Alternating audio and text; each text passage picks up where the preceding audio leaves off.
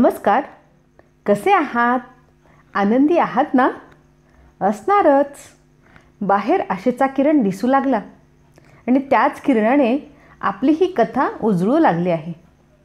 श्यामची आई या कथाशृंखलातील 9वी कथा अर्थात रात्र 9वी मोरी गाय आज आपण ऐकणार आहोत. तर मग आहात ना तयार? चला तर मग. श्यामची आई रात्र 9वी मोरी गाय. बारकू आलं की नाही? आज त्याला मी दुपारी रागे भरलो होतो. एका गाईला तो मारीत होता. गाय दुसऱ्याची असली तरी ती देवताच. जा रे, बारकूला त्याच्या घरून आणा, श्याम म्हणाला. तो बाहेर बसला आहे ऐकत. आत यावयास लाजतो आहे, शिवा म्हणाला. श्याम उठला व बाहेर आला. त्याने बारकूचा हात धरला. बारकू ओशाळला होता. तो हातातून निसटून जाण्यासाठी धडपडत होता. श्याम त्याला म्हणाला, बारकू, तू मला आवडतोस म्हणून तुला रागे भरलो. माझा इतका का तुला राग आला? मी तुझ्या भावासारखाच आहे. चल, आज मी आमच्या मोऱ्या गाईची गोष्ट सांगणार आहे. श्यामच्या प्रेमळ शब्दांनी बारकू प्रार्थनागृहात आला. श्यामच्या गोष्टीची सारी जणे वाट पाहत होती. श्यामने सुरुवात केली. आमच्या घरी एक मोरी गाय होती. ती अजून माझ्या डोळ्यासमोर आहे. अशी गाय आपल्या साऱ्या गावात नाही असे लोक म्हणत असत. खरोखर दृष्ट पडण्यासारखी ती होती. कशी उंच थोराड होती. गंभीर व शांत दिसे. आमच्या वडिलांचा 5 शेरांचा लोटा होता. तो भरून ती दूध देई. तिची कास भरदार. तिची नीट काळजी घेण्यात येत असे. माझी आई सकाळी उठली म्हणजे गोठ्यात जावयाची. मोऱ्या गाईला आपल्या हाताने चारा घालावयाची. मग तिच्या कपाळाला कुंकू लावी व तिची शेपटी आपल्या तोंडावरून फिरवी. गाय म्हणजे देवता.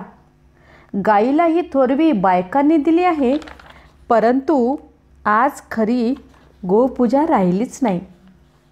तोंड देखली गोपूजा. देखला देवा दंडवत असा प्रकार. पूर्वी दुसऱ्याची गाय आपल्या अंगणात आली तर तिला काठी मारून हाकलीत नसत. तिला भाकरी वगैरे देत. मूठभर चारा देत. आज दुसऱ्याच्या गायीस जरा अंगणात येऊ दे की त्या गोमातेच्या अंगावर बसल्याच काठ्या. दुसऱ्याची गाय दूर राहिली. स्वतःच्या घरच्या गायीलाही पोटभर वैरण वेळेवर पाणी मिळत नाही. रानात गावात जे मिळेल ते तिने खावे. कोठे घाणेरडे पाणी प्यावे. आज या गाईला आपण भीक मागायला लावले आहे म्हणून आपणावर भीक मागावयाची पाळी आली. जशी सेवा तसे फळ. गाईची सेवा जितकी करू तितके सुख व सौभाग्य येईल. माझी आई मधून गोठ्यात जावयाची. तांदूळ धुतलेले पाणी घंगाळ्यात भरून तिला पाजावयाची. त्याला धुवण म्हणतात. हे थंड व पौष्टिक असते. दुपारी जेवावयाचे वेळेस एक देवळातील गुरवाचा नैवेद्य व एक गाईसाठी असे 2 नैवेद्य मांडण्यात येत असत. देवळातील नैवेद्य गुरव घेऊन जाई व गाईचा गाईला नेऊन देण्यात येत असे. त्याला गोग्रास म्हणतात. आई आपल्या हातांनी हा गोग्रास गाईला नेऊन देत असे. या मोऱ्या गाईचे आईवर फार प्रेम. प्रेम करावे व करवून घ्यावे. प्रेम दिल्याने दुणावते. आईला ती चाटावयाची. तिच्या मानेखालची पोळी आई खाजवी तशी मोरी गाय आपली मान वर करी. आईचा शब्द ऐकताच मोरी गाय हंबरत असे. मोऱ्या गायीचे दूध आधीच आई काढीत असे. मोरी गाय दुसऱ्या कोणाला काढू देत नसे. ज्याने द्यावे त्याने घ्यावे असा जणू तिचा निश्चय. दुसरे कोणी जर तिच्या कासेखाली बसले तर ती त्यास हुंगून पाही. गंधेन गावाः पश्यन्ति. गायी वासाने ओळखतात. तिच्या कासेला हात लागताच हा हात कोणाचा हे तिला कळत असे. आईशिवाय दुसरा कोणी बसताच दाथ मारी. ती गाय स्वत्ववती होती, सत्यवती होती, अभिमानी होती. प्रेम न करणाऱ्याला ती लाथ मारी. पाया, माझ्या कासेला तू हात लावू नकोस. माझ्या कासेला हात लावण्यासाठी माझा प्रेम वत्स होऊन ये, असे जणू ती सांगत. ती मोरी गाय भाग्यवान होती असे आम्ही समजत असू. जणू आमच्या घराची ती शोभाच, आमच्या घराची देवता होती. आमच्या घरातील प्रेम व पावित्र्य, स्नेह व सौंदर्य यांची जणू ती मूर्तीच. परंतु पायलाग म्हणून भयंकर रोग आला. या रोगाने कोकणात फार ढोरे मरतात. पटापट पाय आपटून गुरे मरतात. पायाला क्षते पडतात व त्यात किडे होतात. 1-2 दिवसात ढोर मरते. मोऱ्या गाईला पायलाग झाला. पुष्कळ उपचार केले, परंतु गाय बरी झाली नाही. एका काडीसही ती शिवेना. मान टाकून पडली. आम्ही घरात जपही केले, परंतु आमची पुण्याई संपली होती. मोरी गाय आम्हास सोडून गेली. मोरी गाय गेली त्या दिवशी आई जेवली नाही. आम्ही सारे जेवलो. आईला किती वाईट वाटले ते मी कसे सांगू. जो प्रेम करतो त्यालाच प्रेमवस्तू गेल्याची दुःख कळते.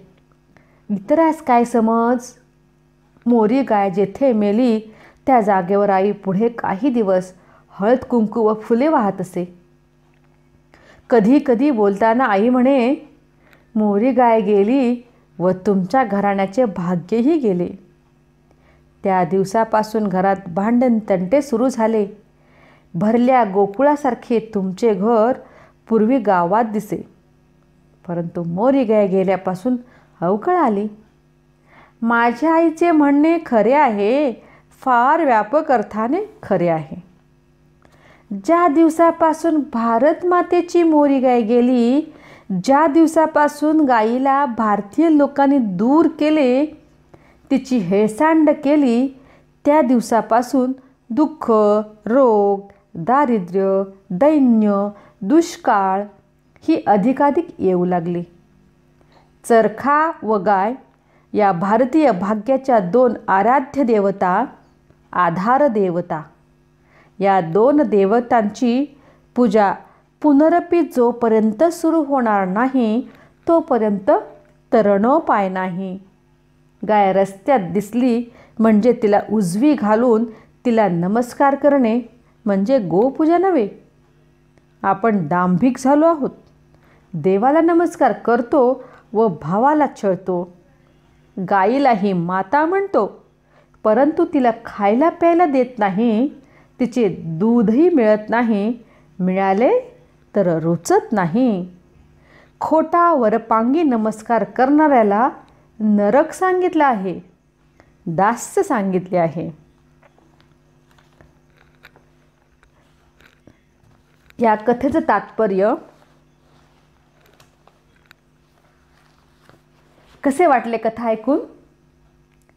गायीसाठी घास काढून ठेवावासा वाटल्या ना?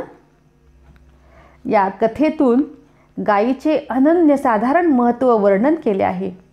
गाय ही कामधेनू आहे. धेनू म्हणजे गाय. अशी गाय की ज्या ज्या इच्छा आपण तिच्याकडे करू त्या त्या सर्व इच्छा ती पूर्ण करते. याला म्हणतात कामधेनू. अर्थात सुख, शांती, अर्थ, समाधान या सर्व गोष्टी गायीच्या सेवेने मानवाला प्राप्त होतात असे श्यामची आई वारंवार श्यामला सांगत होती. आणि आपणही आजपासून जमेल तितके प्राण्यांची काळजी घेण्याचा प्रयत्न करू. बरे तर मग भेटू पुन्हा पुढील कथेसाठी. मी रत्नावली आपला निरोप घेते. आनंद द्या, आनंद घ्या व आनंदी रहा. धन्यवाद.